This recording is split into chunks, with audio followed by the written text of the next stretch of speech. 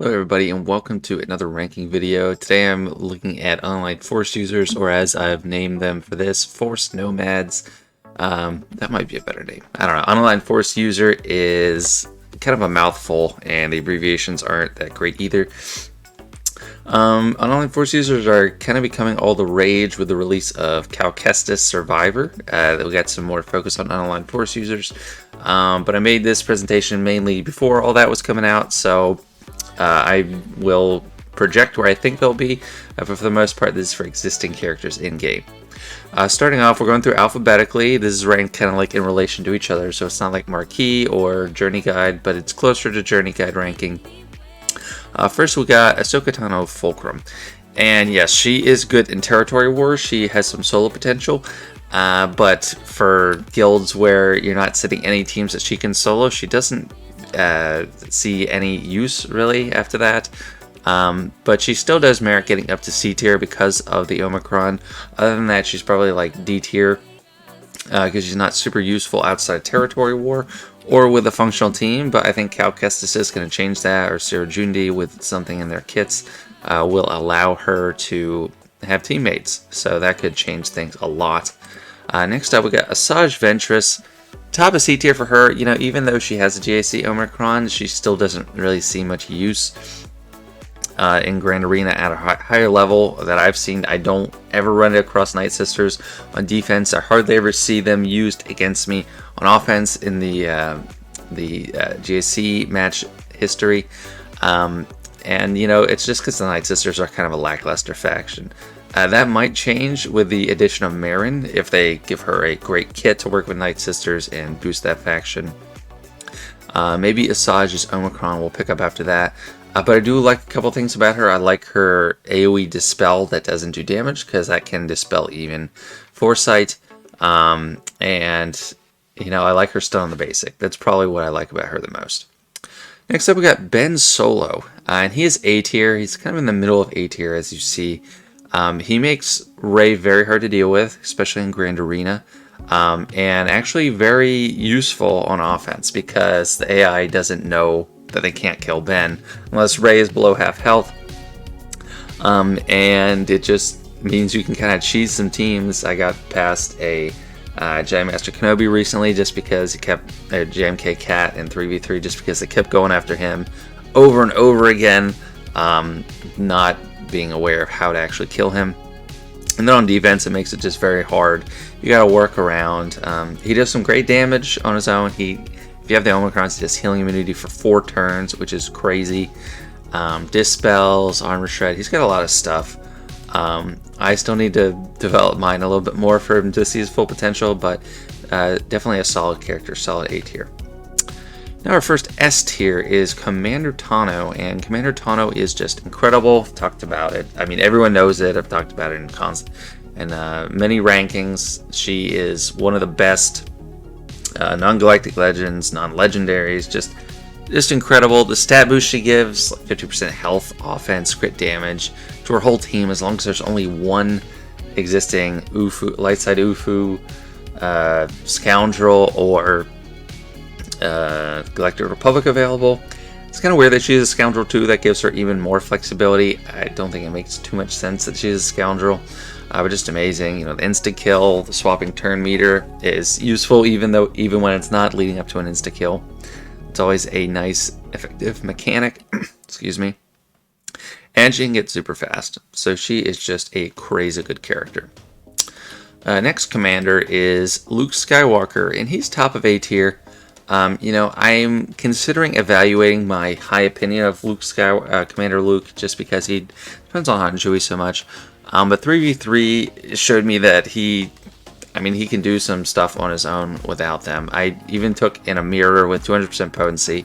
He has so much tenacity bonus from that unique, that when he doesn't have call to action, he has plus 100% tenacity. I couldn't remove his turn meter, and then I lost the match slowly after that. But he does a lot for his team. He's constantly giving turn meter, gives some good stat boosts in his leadership, gives counterattacks. He can stun, like defense down, I think speed down too, buff immunity, just tons of stuff. Can cycle through his own cooldowns when he uses that call to action. just taking another turn right away. Really strong character, and you know, he's gonna have a lot of use for many years to come. He's one of the oldest characters that still gets used all the time. Just great character. Next up, we're moving into Inquisitor territory, which is B tier territory. 8th Brother. You know, he's not the best Inquisitor, but he's not the worst. I really enjoy him. He's my favorite 5th. He's very common 5th. Second Sister usually gets left behind when you use Grand Inquisitor. But that AoE just is great with all the debuffs, and if you get his second special off with a lot of Purge, it just almost deletes a character. Doing 6 hits, and they can do a lot. They can do like 30,000 and up, which is like double massive damage basically. Inflicts burning. You can do blind. It just so much stuff with him, and a lot of great damage. And stealth to help keep him protected. Back in set 4 of Datacrons, he was actually kind of a tricky add-on to a Lord Vader team because he gets stealth and he's really fast. So he could get a ability off in feed him all turns. But he's pretty solid, so I put him in the B tier. Next up, we got 5th Brother, and I think 5th is just underneath him. But 5th will probably be the likely to leave an Inquisitor team or get booted from an Inquisitor team before 8th Brother. No, after 8th Brother. He's more likely to stay, just because he has that AoE Dispel, and that's an invaluable trait that he has. A lot of times the buffs get away from you on the other team, especially if you're facing Jedi, which is what they're built to do. And he can get rid of that. He just purge on his basic, and he can give himself damage immunity, which is pretty nice. And his leadership is also the second most used after Grand Inquisitor. So lower B tier for him. Next up, we got the Grand Inquisitor himself, and he is quite a solid character, definitely A tier, not a question in my mind. Just he took the Inquisitor faction and made them kind of a joke, like, oh, they're terrible, and then made them really useful. Still not like amazing faction, honestly. After their Datacron expires, if you don't have Third Sister, I don't know how they're gonna do. But there's plenty of stuff they can do. They can handle Jedi, and sometimes they can handle General Skywalker. But on defense, they get beat by just like basic Padme teams, even with this Datacron.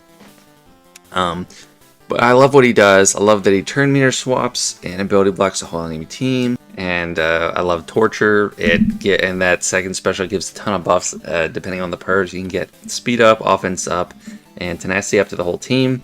His leadership is strong. He gives a random number of health and protection, 46% to Inquisitor allies, and then 15 speed. Prevents them from getting ability blocked, which is super nice. And he gets bonus turns when enemies hit 6 purge for the first time, so just tons of stuff. Makes him really fun to use, so definitely A tier for him. Next up, we got Kylo Ren, and he's our first D tier Ufu. He just doesn't have much of a use. I mean, he had use with that Phasma Datacron, where he was part of the turn meter train. He does give out turn meter on his first special, but he doesn't do too much damage. It's nice that he doesn't take a lot of damage from like dots and burning and stuff like that.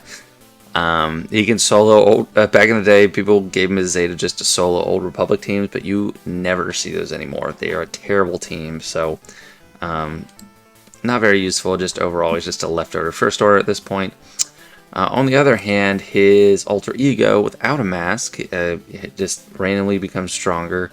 Kylo Ren unmasked is a great tank, just really tanky, and he has some nice additions as well. My favorite thing is his 2-turn stun that's irresistible. Very helpful. Doesn't do much in the way of damage, but he can inflict tenacity down on his basic, which is very helpful. That's kind of like a gateway to a lot of good things happening. But the best thing about him is his tankiness, and he's a Breton, so it's very useful. Next up, we got Mara Jade, and she is A tier, right under Grand Inquisitor, right above Ben Solo. I just love her. Her kit is so much fun under Palpatine. She just gets like 3 turns in a row, basically. AoE tenacity down with a stun if you're lucky, and then AoE stagger. Just crazy. Offense down 2. Shock if you're lucky. Well, if you have tenacity down, you're going to get that anyway. Just amazing, just built to work with Palpatine. And then constantly cycling through turns or basics with her, Palpatine, chaining with Starkiller if he's on the team. Just awesome, awesome character. And then if Emperor Palpatine is in the leader slot, she gives out 20% offense and potency to her Empire and Sith allies, even though she's not Sith herself, which is kind of interesting. A pretty simple kit in a lot of ways, but really just dominant when used the right way. So just love her, A tier. Next up we have Maul. And Maul is incredible. One of the best Conquest characters we've had. It was kind of a surprise to everyone how great the Maul Mandalorian team was when it came out. We just thought he was going to be a lifter unit parked with Lord Vader. And he is. He makes that team amazing, and that's where Lord Vader sees his top potential and he starts being able to beat almost anything. But Maul is a leader in his own right, and you know, he messed me up in a Grand Arena a couple times ago because they had the right datacron, and that combined with Maul's lead and the constant assists from Mandalorians, I just couldn't get by with anything reasonable and lost that match. Great on offense too. He can take out General Skywalker. He can take out some Galactic Legends if done right. I don't necessarily know how to do that. I haven't really done it myself. But the Anguish really goes very well with Lord Vader, and that attack where he's just shouting at them for 5 turns really stacks up the damage crazy fast. And I even use him in Rise of the Empire territory battle with like Supreme Leader Kylo Ren, because he cycles through turns on Dathomir really fast, and he helps charge ultimate with critical hits. Just amazing character, really top tier. Next up we got Ninth Sister, and Ninth Sister is probably the best Inquisitor aside from Grand Inquisitor right now, and ultimately Third Sister once people start getting her. But mainly she's tanky, she does an AoE daze, she has the Empire tag, so she just fits in a lot of teams. She's one of the only plug-and-play Inquisitors. Just a great character, really high protection pool. Don't really care much for her basic or for special. Her special converts Purge to dots. It is not super impressive, but overall just very solid character. Now we're moving on to the R section of the Unaligned Force users, which means we're going to see a few Rays. Starting with Galactic Legend Ray, who is in top of S tier, second top of S tier, and gets a big icon for her because she's Galactic Legend. Incredible character, love using her. And even though I recently ranked her as one of the lower GLs in my GL ranking, that does not mean I think she's bad in any way, shape, or form. Still love her, very viable asset. And like I was saying with Ben Solo, I beat a JMK with her on offense in 3v3. She's good on defense. The best counter for Rey on defense is another Rey, because Rey's AI can't figure out the Ben Solo thing either, even though they're making use of it, which is kind of funny. But it keeps her team alive forever. I love her in territory battles. If you can just get enough lifeblood, you can prevent your team from dying almost ever. A little harder in the new one. You kind of need to rely on Jedi Training Rey lead. And while we're on that, let me just put Jedi Training Ray there too. And I bumped her to A after considering putting her in B tier because of her performance in Rise of the Empire TV. Her, and I also used Ray on the team too to make them survivable enough. She just blows through most of what you come across with droids. And for a while before like Resistance Hero Bros, she always got used with droids too, because she has great synergy with BB-8, and then R2 and C-3PO have the Resistance tag too. And they're all required at Relic 7 for Galactic Legends, so they work well up to like Tatooine and Kashyyyk for me. And you get that Terminator train with their leadership from inflicting expose or critical hits. You get Terminator, and then they do the expose, which gets all the damage. And then Galactic Legend Ray works super well with that because you can do whirlwinds when they come up, especially on Braca. If you can time it right, you can kill one of those troopers with endless ranks and then keep them dead, and it's super helpful. Galactic Legends Ray, just so much stuff to offer as well. You know, the damage immunity, the ultimate preventing anyone from taking real damage, and does tons of damage on her own, especially the fewer characters that are out there. So really starting to like these two a lot more, or liking Jedi Train Rey a lot more. I've always really liked Rey, super strong character. Next we got the worst version of Rey, the Stick Rey, and I still always remember her when she came out right away. She was like the best character just because of pure damage. But her damage has not scaled well over time, and she doesn't have many other uses. She literally just hits people. She gets Foresight too, but it's easier to get around nowadays. Back then it was like, okay, I can't hit her, and she does incredible damage. She hits twice, she hits 3 times, she gets herself offense up. But now it doesn't fit super well into anything. I was able to use her in TB because she's R7, and I used Rey elsewhere, and that still got the job done as a 5th member of the Resistance team. But still not much to offer, honestly. Next up, we got Second Sister, and Second Sister is in B tier. She's in B tier because she has a good ship. Otherwise, she'd be in C tier. She's probably the least used Inquisitor on that team as a 5th, because she only has single target damage, and she doesn't add a whole lot to the team. Her basic, I'm not super impressed with the damage on the basic. It's really just that first special does do a good amount of damage on a target, on a single target. But, it's never enough to be like, oh my gosh, I can't believe it. So I don't use her too much, but her ship is awesome. Next, we have the last Inquisitor on the list that's in-game currently, and that's Seven Sister. And she is super useful, probably the second must-have on the Grand Inquisitor team, and that's why Grand Inquisitor in 3s ends up with 9 Sister and 7 Sister. It's because of her heal. She has a great heal, gives crit damage up, or crit immunity to the whole team, and she's assisting constantly, which causes problems that you have to work around in the Jawa mission for unlocking Third Sister. But still, she's very strong. Her first special is very useful, just a Dispel with ability block on it too. So really, just quite a handy character, mid B tier for her. Right, moving into the last leg of the ranking, we got Starkiller. And Starkiller is incredible.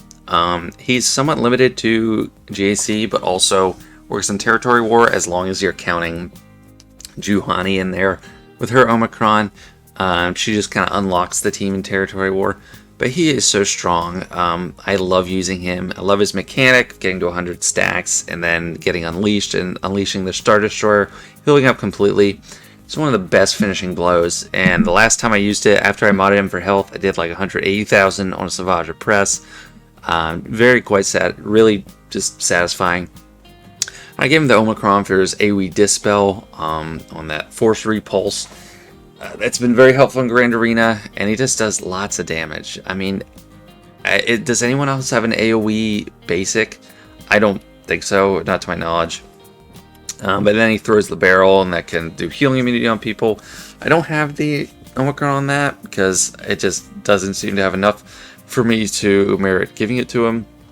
But really love this character. He does so much for his team. He's the leader without being the leader, which means you can have basically 2 leaderships available on the team. And obviously the most common choice is Emperor Palpatine, but there's plenty of other ways to use him. He's used with Lord Vader, SWGOH Press, Traya. So it's usually a Sith leading the team. But his team can't be stunned. And can't be... I don't know. There's a couple things they can't be, but I don't think they can be dazed. But yeah, just awesome character. Don't want to say too much more about him. I'm dragging on about him, but I love him. He's awesome. Next up, we got Supreme Lord Kylo Ren, and he's the best online Force user in the game, in my opinion. He just edges out Rey. Tons of damage. Was the first person to soul the Sith raid. Undispellable stun for 2 turns, always nice. Siphons his stacks. His stats like through the roof eventually. The thing I don't like about him the most is his penalty for getting turn meter. And honestly, it makes sense to a degree, because you don't want like tons of turn meter loops with this team, because he's already good enough. Like, there needs to be some kind of penalty. But it really makes him way less useful in places like Conquest, and it makes his whole team flimsy. So he's not as great for PvE in modes like that. But overall, just incredible. just can't, like, he's one of the only characters that can't be damaged and can't be defeated. He has an invincible mode, which is kind of scary if you think about it, but awesome character. Really like him. Super useful, of course. And now I got speculation here for third sister. I don't have her yet. I want to have her for a long time, but I'm going to be facing her soon in Grand Arena, I'm sure. And she looks like she'll be S tier, mainly based on the Omicrons and the constant death mark that is going to be everywhere. I don't want to speculate any further on her, but I think she'll be S tier, if only just for the constant death mark. Next we got Visas Mar, and she's probably coming in at like the worst unaligned Force user. Before Starkiller came around and had specific callouts to healers, probably just because of her, she had no use at all. And even on that team, she's mostly dead weight because you do not want there to be an instance where you have to revive someone. You're already in a bad spot if that happens. When you're facing the team on defense, you know, that can cause a little bit of issues, but overall you're not really scared when you see Visas at all. And lastly, I have a little bit of speculation for Cal Kestis and Surajundi. I've been playing Fallen Order, I played a little bit, but then my Xbox broke and I never got it fixed, so sad. But Cal Kestis is in the game. His marquee just came out, and he looks like he has some potential. So I don't know if him and her are going to be an A tier or B tier, but I suspect it'll be either of those two. Cal Kestis has a pretty simple kit. I'm not familiar with it, but I think it'll work really well with Rey, just healing her, and a couple of other things. A very interesting concept where you want them to be slow. But I don't know. We'll see how it plays out. I can't really comment or dive in too deep on it right now. But that's it. That's the whole UFU ranking, or Force Nomads. I think that's a good name. I don't know if it's better than Unaligned Force User, but they stuck with that. But even, I think Unaligned Force User is kind of a nomad, or a misnomer, because they are aligned. They're light side, dark side. So it's just, they're not with a particular, like, order, like faction or something. But anyway, that's just my take. Thank you for watching. Let me know what you think. Where do you disagree with these rankings? Where do you think I got it right? And I'll see you later.